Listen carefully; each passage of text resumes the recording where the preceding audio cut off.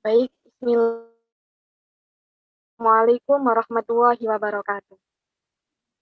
Pada kesempatan kali ini, kami akan memaparkan materi mengenai pengembangan instrumen penilaian autentik domain kognitif, tugas akhir semester 5, mata kuliah pengembangan sistem evaluasi pembelajaran pendidikan agama Islam yang diampu oleh Budina Mardiana yang disusun oleh yang pertama ada Diki Wahyudi, kemudian ada Muhammad Anis, dan saya sendiri Ayu Al-Adawiyah Rahmatun.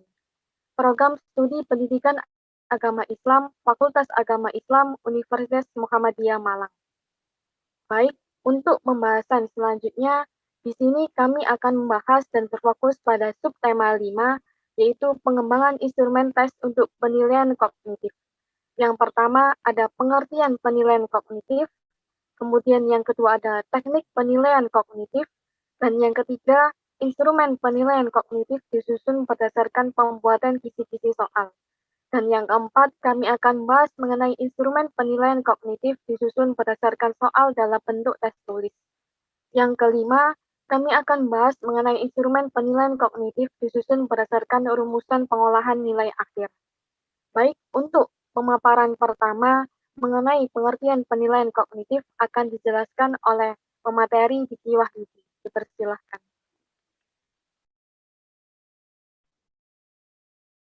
Terima kasih kepada moderator.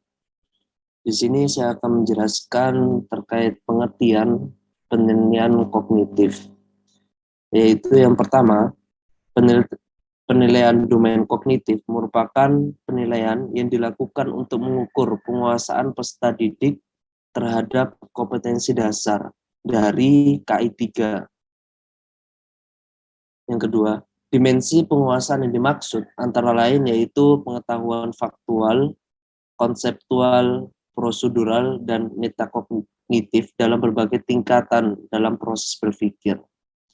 Yang ketiga, penilaian kognitif berdasarkan Permendikbud nomor 23 tahun 2016 tentang standar penilaian pendidikan yang dilakukan untuk mengukur penguasaan pengetahuan peserta didik dengan kata kerja operasional taksonomi Bloom.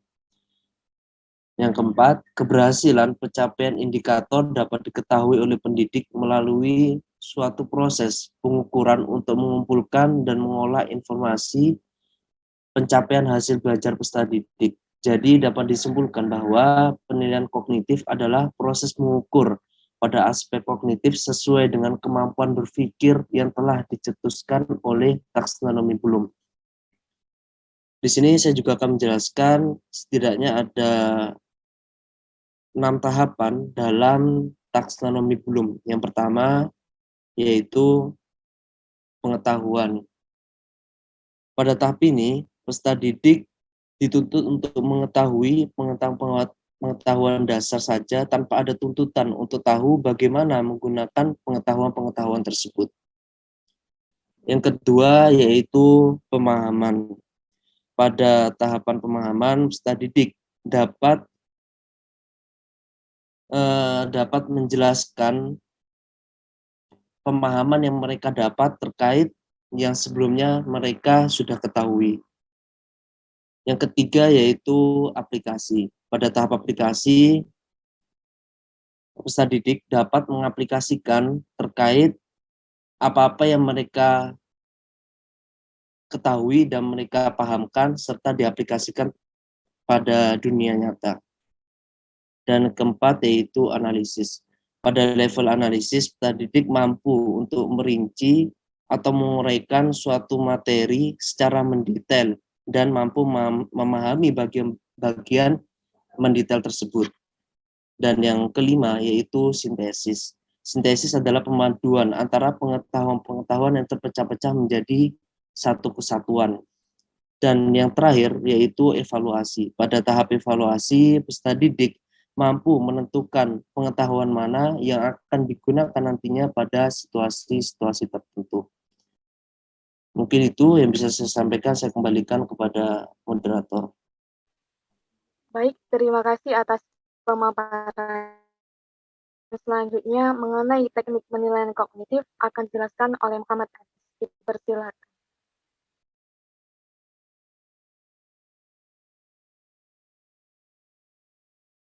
Baik, untuk penjelasan selanjutnya mengenai teknik penilaian kognitif. Untuk teknik penilaian kognitif atau pengetahuan bisa dilakukan dengan menggunakan 3 cara, yaitu cara yang pertama tes tulis, cara yang kedua tes lisan, dan cara yang ketiga penugasan. Nah, di dalam melaksanakan penilaian domain kognitif, perlu diingat pendidik memulai dengan beberapa prosedur, yaitu yang pertama penyusunan perencanaan, yang kedua pengembangan instrumen penilaian, yang ketiga pelaksanaan penilaian, yang keempat pengolahan dan pelaporan, dan yang kelima terakhir yaitu pemanfaatan hasil penilaian. Mungkin itu terkait teknik penilaian kognitif. Saya kembalikan kepada moderator.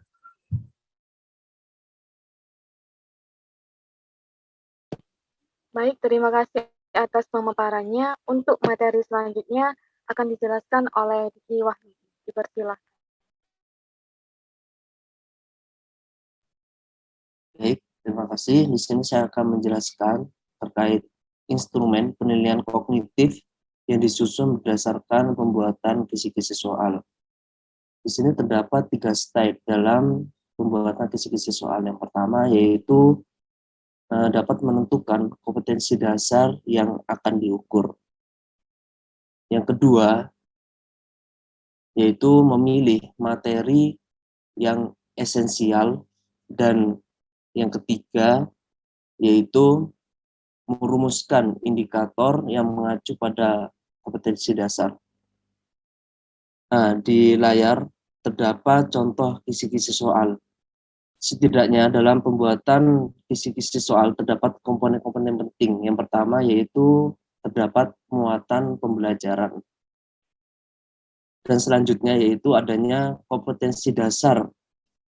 Dan yang setelah dia kompetensi dasar, maka adanya indikator. Pada indikator digunakan sebagai acuan dalam membuat pertanyaan. Di dalam indikator tersebut terdapat tingkat kognitif yang harus dicapai dalam kompetensi dasar. Dan yang selanjutnya yaitu bentuk soal, dan yang terakhir yaitu nomor soal. Mungkin itu yang bisa saya sampaikan. Saya kembalikan kepada moderator. Baik, terima kasih atas pemaparannya mengenai penyusunan kisi-kisi soal yang terdapat 3 langkah-langkah dalam penyusunan. Untuk pemaparan selanjutnya mengenai instrumen penilaian kognitif berdasarkan bentuk tes tulis akan dijelaskan oleh Muhammad Hafiz. Dipersilakan. Baik, untuk penjelasan terkait soal dalam bentuk tes tulis. Nah, di sini kami mengambil contoh soal pilihan ganda. Untuk contohnya bisa dilihat pada bagian tengah. Nah, soal pilihan ganda adalah soal yang jawabannya harus dipilih dari beberapa kemungkinan jawaban yang telah disedia. Nah, pilihan ganda ini terdiri dari 2, yaitu yang pertama pokok soal dan yang kedua pilihan jawaban. Nah, untuk pokok soal memuat masalah atau materi, atau bisa juga kemampuan yang akan diukur atau ditanyakan ke peserta didik. Untuk pilihan jawaban terdiri atas kunci jawaban dan pengecoh yang berhubungan dengan materi yang diukur atau ditanyakan. Nah, untuk pembuatannya perlu diperhatikan beberapa hal, yaitu yang pertama, soal harus sesuai dengan indikator. Yang kedua, pokok soal harus dirumuskan secara jelas dan tegas. Yang ketiga, rumusan pokok soal dalam pilihan jawaban hendaknya merupakan pertanyaan yang diperlukan saja. Keempat, pokok soal hendaknya jangan memberi petunjuk ke arah jawaban yang benar. 5, pokok soal hendaknya jangan menggunakan pernyataan yang bersifat negatif ganda. Keenam, pilihan jawaban harus homogen dan logis ditinjau dari segi materi. Ketujuh, semua alternatif jawaban benar, hendaknya harus sulit. 8, panjang rumusan pilihan jawaban hendaknya relatif sama. 9, pilihan jawaban hendaknya jangan menggunakan pernyataan yang berbunyi semua pilihan jawaban di atas salah atau pernyataan semua jawaban di atas benar. Terakhir 10, pilihan jawaban yang berbentuk angka harus disusun berdasarkan ukuran besar kecilnya. Nah, itu terkait penjelasan soal dalam bentuk tes tulis. Mungkin itu saja, saya kembalikan kepada moderator. Baik, terima kasih atas pemaparannya mengenai instrumen berdasarkan soal dalam bentuk tes tulis yang terdapat 10 langkah-langkah dalam penyusunan. Untuk materi selanjutnya yaitu mengenai instrumen penilaian kognitif disusun berdasarkan rumus pengolahan nilai akhir akan saya jelaskan. Di dalam pengolahan nilai akhir, terdapat 3 tahapan yang harus dilakukan oleh pendidik dalam penyusunannya. Yang pertama yaitu pengolahan nilai pengetahuan, yang kedua menentukan nilai akhir, dan yang ketiga yaitu menentukan predikat dan deskripsi nilai. Untuk tahapan pertama yaitu pengolahan nilai pengetahuan, maka pendidik di sini dapat menggunakan rumus NA sama dengan 2 dikali NPH ditambah NPTS dan ditambah NPAS, kemudian dibagi menjadi 4, seperti yang tertera pada layar PPT. Untuk NPH-nya adalah nilai yang dihasilkan dari penilaian harian peserta didik.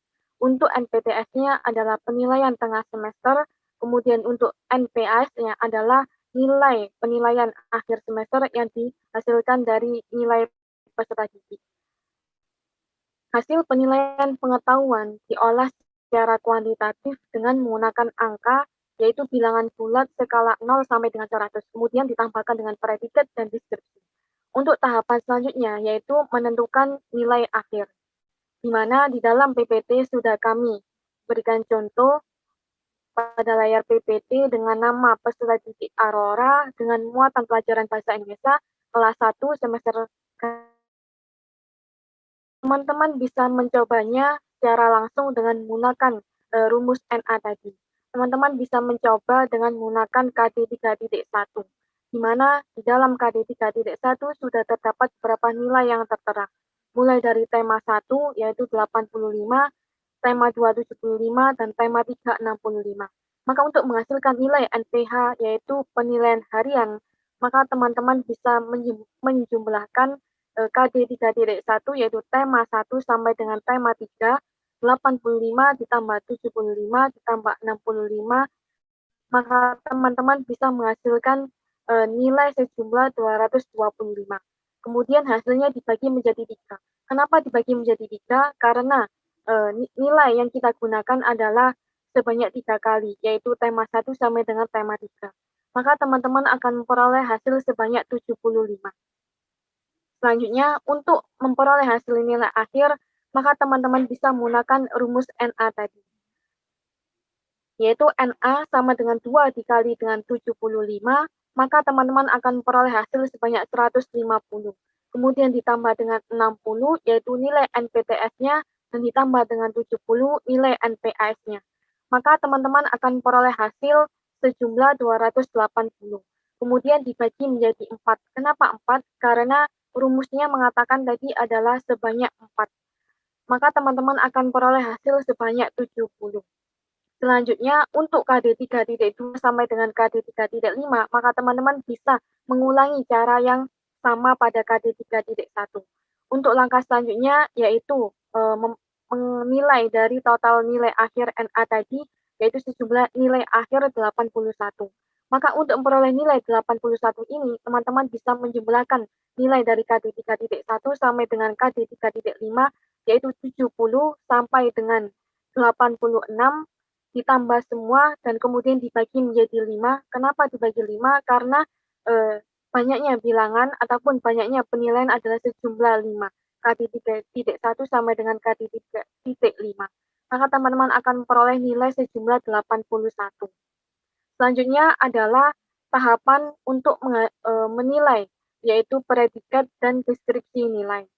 Maka untuk menghasilkan predikat, kita harus mengetahui rentang nilai yang terdapat pada penilaian tersebut. Seperti pada layar PPT, teman-teman bisa melihat bahwasanya rentang nilai tersebut 86 sampai dengan 100 dengan predikat A, 71 sampai dengan 85 yaitu predikat B, 56 sampai dengan 70 yaitu predikat C, dan kurang dari 55 ataupun di bawah 55 maka akan memperoleh predikat D. Di dalam hal ini, peserta didik Aurora mendapatkan nilai sejumlah 81. Maka jika dilihat dari rentang intervalnya, maka dia akan memperoleh predikat B. Selanjutnya, untuk menentukan deskripsi nilai, maka teman-teman harus melihat dari nilai yang tertinggi sampai dengan nilai terendah. Karena deskripsi nilai ini merupakan kalimat positif terkait capaian kemampuan peserta didik dalam muatan pelajaran yang mengacu pada setiap KD untuk menuliskan versi rapot dimulai dari menganalisis capaian nilai KD yang tertinggi dan terendah. Baik, terima kasih atas pemaparan. Baik, itu adalah pemaparan saya mengenai pengolahan nilai akhir. Untuk sesi selanjutnya, yaitu mengenai deskripsi proses pembelajaran mata kuliah pengembangan sistem evaluasi akan dijelaskan oleh Diki Wahyu. Baik, di sini saya akan menjelaskan terkait deskripsi proses belajar mata kuliah pengembangan sistem evaluasi. Yang pertama yaitu di sini saya dapat memahami setiap tahapannya dalam membuat rapot secara jelas. Dan yang kedua, dalam pembelajaran dilakukan secara online dan offline, yaitu untuk pembelajaran yang offline itu sangat memudahkan bagi saya dalam memahami materi yang diajarkan. Dan yang ketiga, dengan materi yang sudah diajarkan dari pertemuan awal sampai pertemuan terakhir itu sangat membantu buat saya nantinya ketika terjun di dunia pendidikan. Mungkin itu yang bisa saya sampaikan, saya kembalikan kepada moderator. Baik, terima kasih atas penjelasan mengenai deskripsi proses belajarnya. Untuk selanjutnya akan dilanjutkan oleh Muhammad Anis. Dipersilakan. Baik, deskripsi proses belajar pada MK pengembangan sistem evaluasi. Nah, di sini pertama saya bisa mengetahui bagaimana mengembangkan instrumen evaluasi pembelajaran PAI terkait domain kognitif, afektif, dan psikomotor dengan baik sesuai dengan kurikulum yang berlaku. Nah, yang kedua, pembelajaran berjalan dengan efektif dan efisien, dan pada setiap pertemuan diberikan tugas yang dimana dapat membantu saya lebih memahami materi yang telah dipelajari. Nah, mungkin itu saya kembalikan pada moderator. Baik, terima kasih atas penjelasannya mengenai deskripsi proses belajarnya.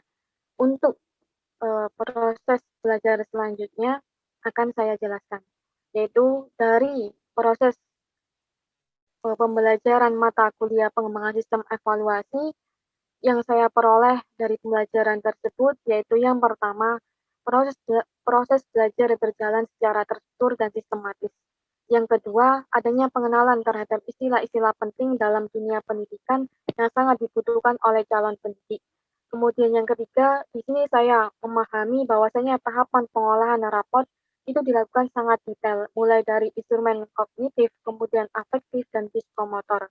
Yang terakhir, di sini dalam proses pembelajarannya terdapat pemantauan yang dilakukan oleh pendidiknya dan terdapat umpan balik baik dari pendidik maupun teman, yaitu dalam proses pembelajaran, sehingga menghasilkan pembelajaran yang efektif dan efisien.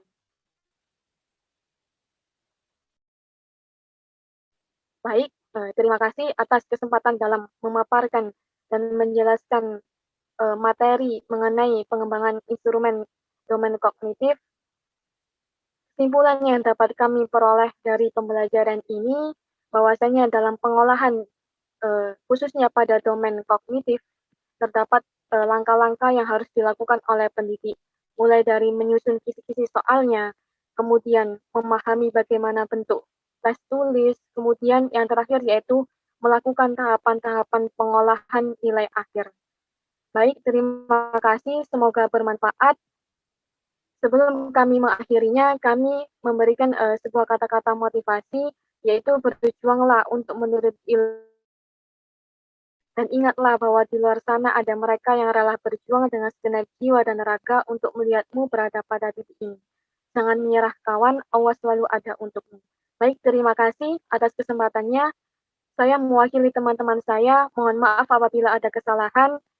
Sekian, Assalamualaikum warahmatullahi wabarakatuh.